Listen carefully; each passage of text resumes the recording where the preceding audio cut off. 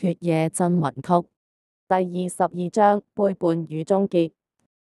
斯圖列特的身影如幽靈般飛快掠過黑暗又曲折的秘道，斗篷在身後翻飛，帶起一陣陰冷氣流。他的心跳在胸腔內狂亂地跳動，眼中閃爍着恐懼與憤怒交織的光芒。艾斯特的兇猛反撲猶如一柄鋒芒不露的利刃，狠狠刺穿了他自以為無堅不摧的傲慢。他吸血鬼王竟然在自己的帝王宮殿內被逼逃亡，這是何等的恥辱！秘道的盡頭是一間隱蔽的暗房，牆壁由冰冷的黑曜石砌成，四周散發着潮濕與腐朽的氣息。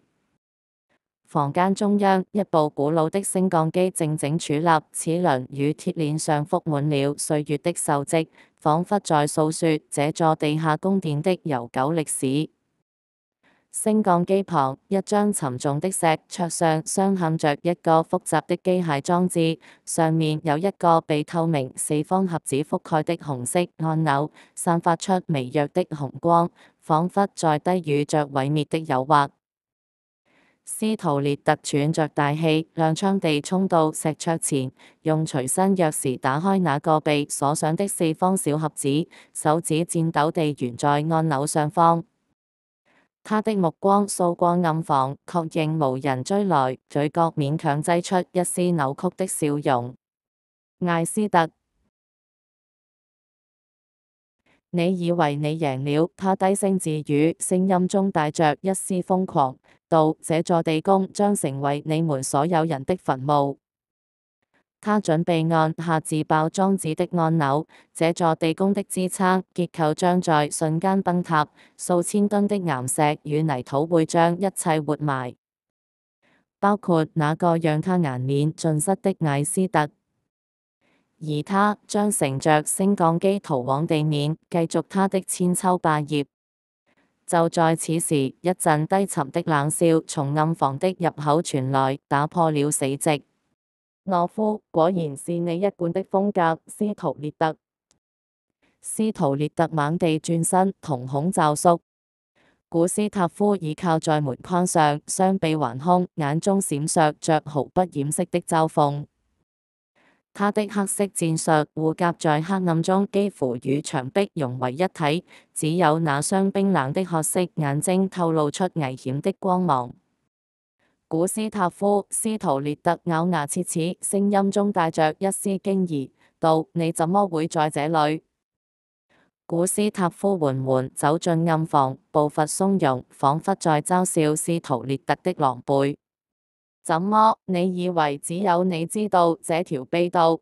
他冷笑一聲，目光掃過石桌上的自爆裝置，冷道：原來如此，你打算炸毀一切，然後自己逃走，讓我們這些忠於你的長老和侍衛陪葬，真是高明的計劃啊，王！話不作狀躬身。斯圖列特的臉色鐵青，怒火在空中燃燒，咆哮道：閉嘴，古斯塔夫！你這條只會搖尾乞憐的狗，若不是你和亞當的無能，艾斯特怎麼可能翻盤？古斯塔夫的笑容瞬間消失，眼中閃過一抹陰狠，道：無能，父親大人，你還真會推卸責任。他一步步逼近，聲音低沉而充滿威脅，冷道：數百年來，我為你效忠，替你清除異己，鞏固你的皇位。可是你呢？一遇到真正的威脅，就只會像老鼠一樣鑽進洞裡。斯圖列特冷笑一聲，挺直身子，眼中閃過一絲不屑，卻保持着王者的威嚴語氣道：緩緩開口，忠誠。古斯塔夫，你根本忘恩負義。他停頓了一下，聲音沉穩而充滿力量，道：忠誠是每個組織的根基，是我們得以屹立千年的支柱。沒有忠誠，你我早就被敵人撕成碎片，哪有今日的輝煌？古斯塔夫嘴角勾起一抹譏諷的弧度，眼中燃燒着怒火，毫不退讓地回擊，輝煌，斯圖列特，你口中的忠誠不過是高層操弄底層的工具，它就像毒品，讓無數人盲目順從，為你們的野心送命。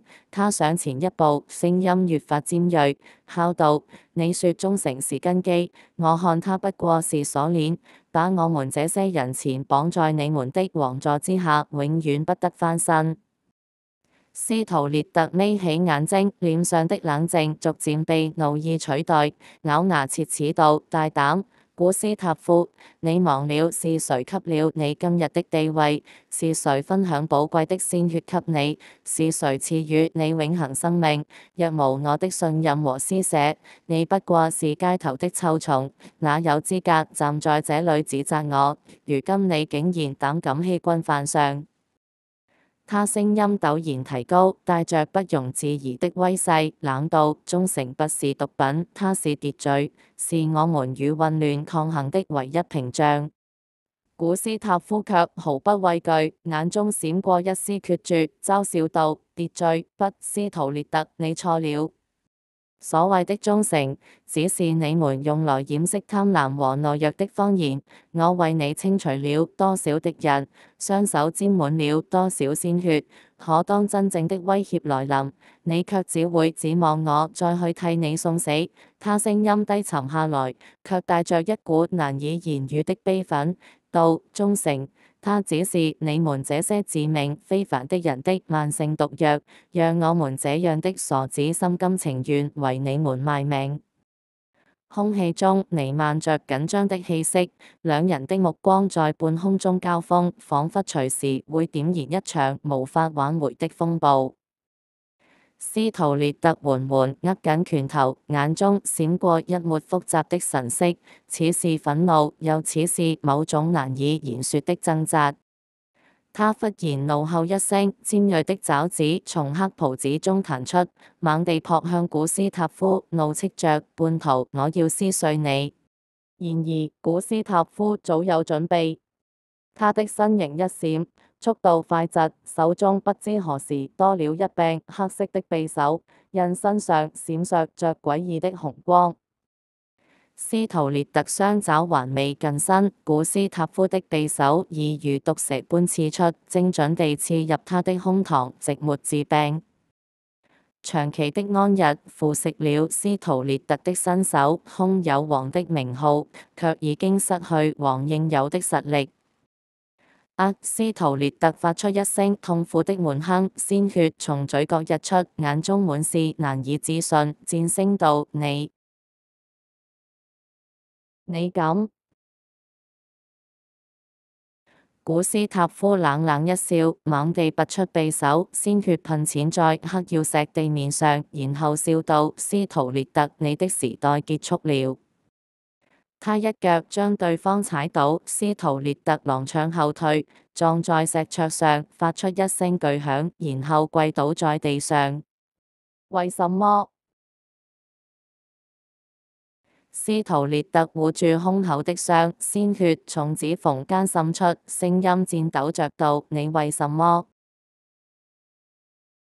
背叛我？古斯塔夫俯視着他，眼中沒有絲毫憐憫，冷冰冰地說着：因為我受夠了你的狂妄與無能。吸血鬼族的未來不需要一個只會逃跑的王，你從來都不是雄獅，你只是一隻狗。他轉身走向升降機，頭也不回地說道：安心去吧，這座地宮會是你的墳墓。當然也包括那個艾斯特。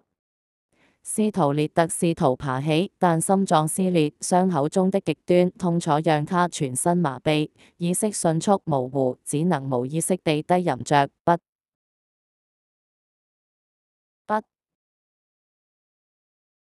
亞當，